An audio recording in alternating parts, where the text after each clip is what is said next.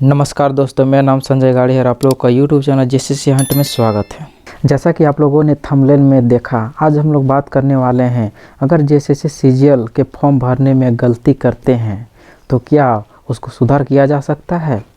अगर सुधार किया जा सकता है तो किस प्रकार से गलती को सुधार सकते हैं, और यह भी जानेंगे कि क्या एडवर्टीजमेंट में संशोधन आवेदन के संशोधन से संबंधित प्रावधान दिए गए हैं कि नहीं।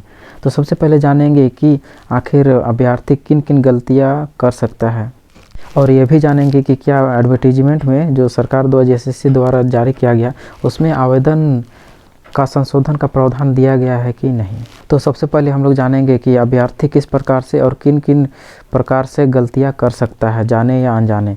तो सबसे पहले अगर गलती की बात करें तो सबसे पहले अभ्यर्थी अपना नाम, email ID, date of birth और मोबाइल यानी तीनों का ये सब सेक्शन का गलती कर सकता है। तो इसे हम लोग अलग कैटेगरी में रखते हैं, कैटेगरी 1 में। और कैटेगरी 2 में क्या क्या गलती हो सकता है, address, post preference, education qualification और लोकल रेसिडेंशियल नंबर और लोकल कास्ट जो रेफरेंस नंबर रहता है वो चीज़ गलती हो सकता है। और तीसरा कैटेगरी में हम लोग रखते हैं कि अगर अभ्यर्थी अपना कैटेगरी चेंज कर रहा है, जैसे अगर ओबीसी है तो एसटी कैटेगरी में आ रहा है, यानी अगर ओबीसी हो गया है तो एसटी कैटेगरी में आ रहा है, या जनरल हो गया है तो अपना कैटेगरी चेंज करने इस सेक्शन को चेंज करने के लिए क्या किया जाएगा। तो सबसे पहले हम लोग जानेंगे कि जो नोटिफिकेशन जारी किया गया था तो उसके अंदर में क्या प्रावधान किया है। तो चलिए स्क्रीन पर देखते हैं। तो सबसे पहले हम लोग देखेंगे कि नोटिफिकेशन जो जारी किया गया है उसमें संशोधन के क्या प्रावधान किए गए हैं।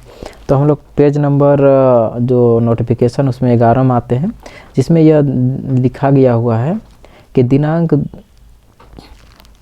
19/2/2022 के 11 बजे पूर्वाह्न से दिनांक 21/2/2022 की मध्य रात्रि तक ऑनलाइन आवेदन पत्र में अभ्यर्थी का नाम, जन्म तिथि, ईमेल आईडी एवं मोबाइल नंबर संख्या को छोड़कर, यानी जो नाम, जन्म तिथि, ईमेल आईडी एवं मोबाइल नंबर है उसको छोड़कर किसी भी अशुद्ध प्रविष्टि को संशोधन करने के लिए पुनः लिंक उपलब्ध कराया जाएगा। यानी ये चारों को छोड़कर अन्य कोई भी गलती हुआ है उसको सुधारने के लिए लिंक दिया जाएगा, जिसके माध्यम से वैध अभ्यर्थी ऑनलाइन आवेदन पत्र की अशुद्धियां संशोधन कर सकेंगे। अनुसूचित जाति कोटे के अभ्यर्थी द्वारा यदि अपने आरक्षण कोटे को अनारक्षित, अत्यंत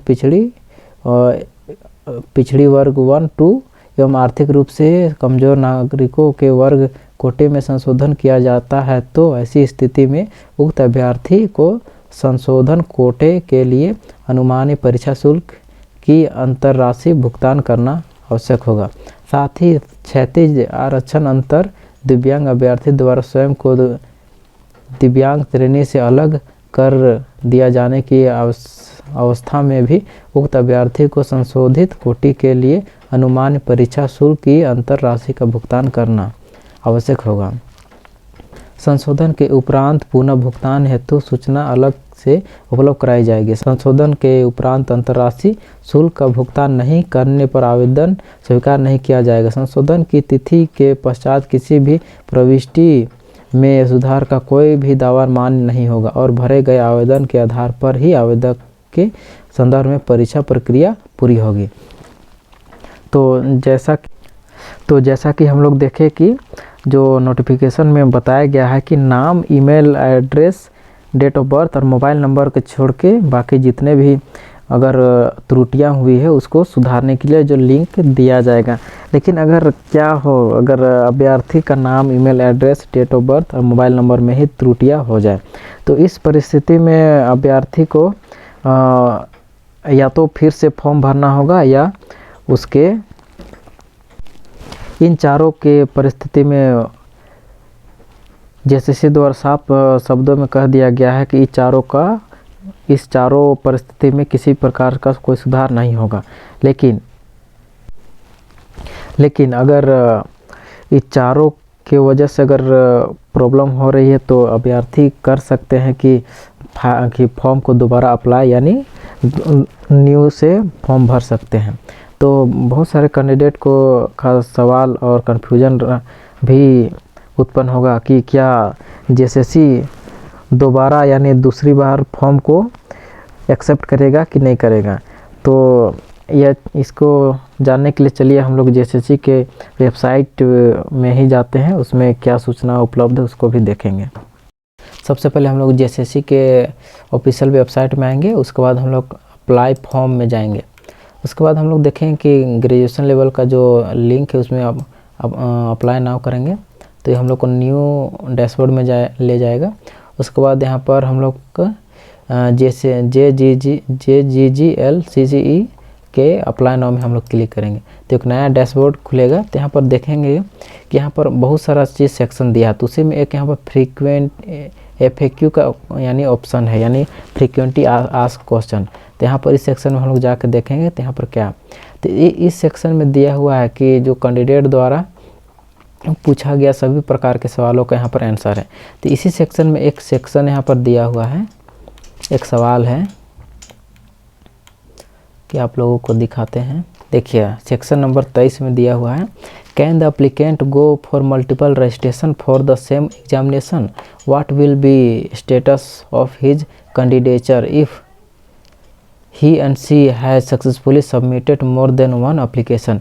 यहाँ क्वेश्चन पूछा गया है कि कैंडिडेट अगर वह एक से अधिक बार क्या वो फॉर्म भर सकता है, अगर उस स्थिति में कि वो पहले से ही पूरा पेमेंट वगैरह कर चुका है। तो आंसर है the candidates are advise to submit only one application, यानी एक ही एप्लीकेशन सबमिट करने का एडवाइस है। However if due to any unavoidable situation, विपरीत परिस्थिति में if candidate submits another multiple application, candidate must ensure that application is complete in all respects like applicants detail, photograph, signature, fee, and candidates who were submitted multiple applications should note all the applications shall be interned and application fee paid against each registration